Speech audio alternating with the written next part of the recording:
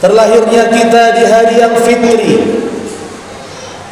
bulan Syawal yang Allah telah berikan kepada kita, memancarkan begitu banyak keindahan dan kegembiraan. Setelah kemarin kita mengucapkan kalimat takbir, tahmid serta tahlil, di penjuru dunia umat kaum muslimin, umat manusia mengalami kegembiraan, mengalami euforia yang sangat indah sekali. Namun hadirin sidang Jumat yang dimuliakan Allah, tahukah kita semuanya mengingatkan makna daripada Syawal itu sendiri?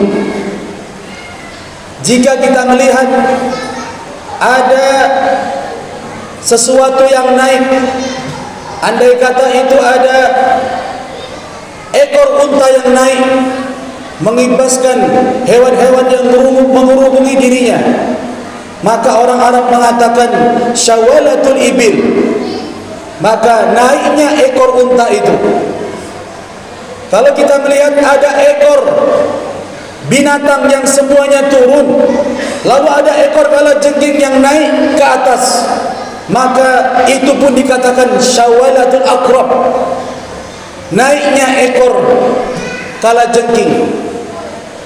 Kalau kita melihat ada timbangan yang diletakkan satu benda ke benda yang lain, lalu satu timbangan itu naik, maka orang Arab pun mengatakan syawal. Lalu makna Syawal itu sendiri apa, hadirin sidang Jumat yang dimuliakan Allah? Maka secara bahasa Syawal itu adalah peningkatan. Kalau menurut istilah adalah peningkatannya seorang amaliyah seorang hamba dari yang kurang baik menjadi lebih baik di hadapan Allah Subhanahu wa taala. Begitulah sebenarnya makna Syawal yang Allah telah berikan kepada kita. Namun keadaan Syawal yang Allah telah berikan kadang-kadang dinodai dengan penurunan amaliyah kita. Mulai dari malam takbiran yang gegap gempita orang takbir di sepanjang jalan itu, kadang-kadang tidak menumbuhkan sifat Syawal dalam dirinya. Apa buktinya?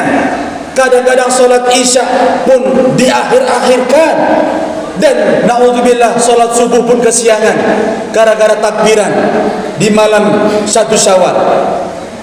Apakah seperti itu Syawal kita maknai dalam kehidupan?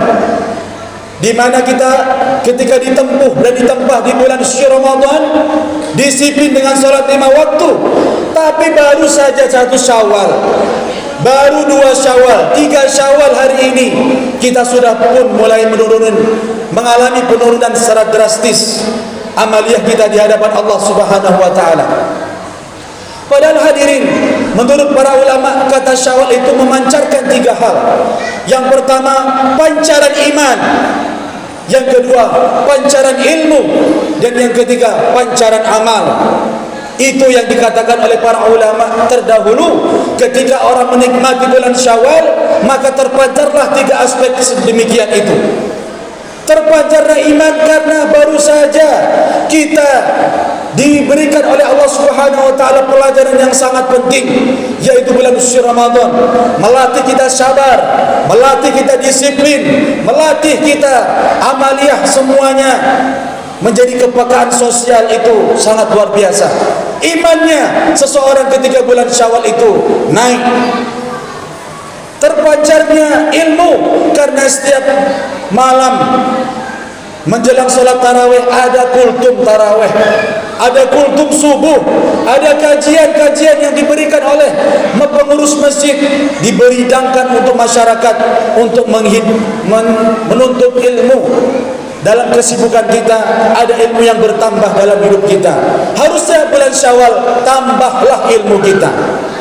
Ilmu apa? Ilmu mendekatkan diri kepada Allah. Semakin kita dekat dengan Allah, semakin kita banyak ibadah, semakin banyak sedekah, semakin baik dengan orang lain. Syawal memancarkan ilmu, pengetahuan yang begitu banyak. Lalu Pancaran ketiga melahirkan pancaran amal. Orang-orang yang beriman ketika di bulan Syawal itu dia memancarkan amalannya yang begitu banyak.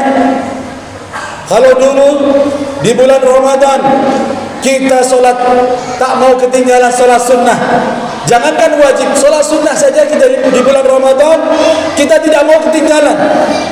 Maka amaliyah setelah bulan Ramadan selesai, 1 Syawal diberikan, itu pun sama dia dilakukan. Infaknya tak mau ketinggalan. Sebagai implementasi, dulu kita setiap menjelang maghrib kita berikan takjil dan sedekah kepada orang yang berbuka puasa. Maka Syawal pun demikian. Ada orang meminta-minta kita beri, ada orang yang kurang mampu kita kasih. Maka pancaran Syawal itu harus memancarkan dalam diri seorang muslim. Ayo kita cek masing-masing dalam diri kita ini, Bapak Ibu, Bapak jamaah sidang salat Jumat yang dimuliakan Allah. Apakah Syawal kita ini menaik atau standar atau justru makin turun? Maka Allah gambarkan dalam Al-Quran, di Quran surah Al-A'raf ayat 175 itu, ada orang-orang yang setelah diberikan Ramadan oleh Allah, tapi justru dia kembali berbuat maksiat dan mengikuti langkah-langkah syaitan. Watlu alaihim naba alladhi atainahu ayatina fansalakha minhu. Dulu, bukan sekarang, dulu ada orang-orang yang telah disampaikan ayat-ayat Allah, diberikan, dibacakan ayat-ayat Allah, menaiklah imannya itu. Tapi setelah dibacakan ayat-ayat Allah, fansalakha minhu, justru dia telah memalingkan ayat-ayat Allah, fa'atba'ahu syaitan, dan dia memilih untuk kembali mengikuti langkah-langkah syaitan. Apa kata Allah? Innahu kana minal ghawin. Katakanlah dia itu termasuk orang-orang yang sesat. Naudzubillah summa naudzubillah. Kalau hari ini hadirin sidang Jumat yang dimuliakan Allah, kita kembali ke tempat hiburan malam karena tidak ada sholat tarawih lagi. Kalau hari ini kita kembali lagi, kita tak mau memiliki rasa sabar. Kalau hari ini kita kembali, kalau ada adzan berkumandang, kita tidak cepat-cepat kayak dulu, kita cepat-cepat ke masjid, maka terah kita justru kita mengalami penurunan yang sangat drastis. Maka di manakah Ramadan kita dulu hadirin sidang Jumat yang dimuliakan Allah? Ada juga orang-orang yang diberikan oleh Allah Subhanahu wa taala pelajaran Ramadan, tapi justru hari ini dia justru khawatir amaliyah Ramadan diterima oleh Allah atau tidak. Di Quran surah Al-Mu'minun ayat 60 itu, walladzina utu bima atau wa fi qulubihim wajilah innahum ilaihi rajiun. Ada orang-orang yang telah diberikan oleh Allah pemberian yang sangat-sangat luar biasa anugerahnya itu, meningkatnya amal ibadah, bertakwalah dia kepada Allah. Lalu setelah diberikan itu, wa fi qulubihim wajilah, justru hati mereka itu khawatir apakah Ramadan kemarin itu kita amal-amal kita diterima oleh Allah atau ditolak oleh Allah. Ada orang sedemikian hadirin. Maka setelah dia puasa Ramadan, Idul Fitri, maka dia ancang-ancang menulis di tembok rumahnya, kapan saya harus puasa Syawal. Mumpung masih Syawal, kapan saya melakukan puasa sunnah Syawal. Karena apa? Dia tidak mau menurunkan amal ibadahnya. Kalau bisa standar, kalau bisa, itu pun dikatakan oleh rugi. Orang yang standar amaliyahnya sama dengan kemarin, justru itu dikatakan rugi. Kalau bisa kita tingkatkan lagi hadirin sidang Jumat yang dimuliakan Allah Subhanahu wa taala. Maka masih ada kesempatan banyak di bulan Syawal.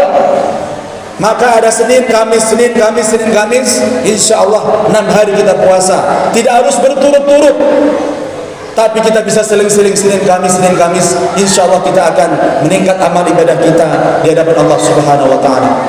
Barakallahu li wa lakum fil Qur'anil 'azim wa nafa'ani wa iyyakum bima fihi minal ayati wa dhikril hakim wa taqabbala minni wa minkum tilawatahu innahu wal ghafurur rahim.